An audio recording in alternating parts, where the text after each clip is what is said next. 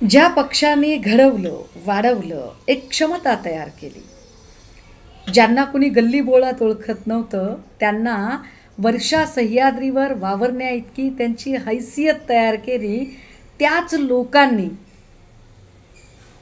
देवेंद्र फडणवीस यांना मुख्यमंत्री करण्यासाठी प्रसंगी अशा पक्षाशी विश्वासघात केला. या विश्वासघातकीचं बक्षीस म्हणून आता ते आमदार नसतानाही त्यांना 20 कोटीचा निधी मिळतोय का? विधान माझे नाही आहे. जेव्हा सदा सरवणकर सारखी व्यक्ती सांगते की अहो जिथे आमदारांना 2 कोटी निधी लवकर मिळत नाही तिथे मला 20 कोटी निधी मिळतो, तेव्हा हा एका अर्थाने कबुली जबाब आहे की कशा पद्धतीने आपल्या स्वपक्षाशी गद्दारी करणाऱ्या लोकांना त्यांच्या गद्दारीचं बक्षीस म्हणून भाजपा काय पद्धतीनं त्यांना प्रलोभनं देते.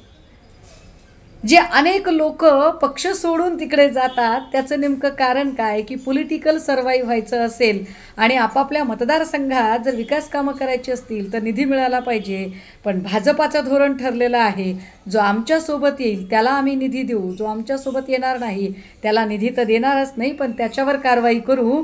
मला वाटतं सरवणकर जे जाहीरपणे बोलले, खरं तर सारवणकरांचा सत्कार व्हायलाच हवा, पण त्यासोबतच मुळात निधी दिला कसा जातो, निधी देण्याचा क्रायटेरिया तरी काय, 20 कोटी निधी देण्या इतकं सरवणकर किंवा सरवणकर सारख्या म्हणजे संजय शिरसाट वगैरे जे लोक आहेत ज्यांची कधी काळी जी काही संपत्ती होती ती आता साधारणतः 25 पटीनं वाढलेली आहे.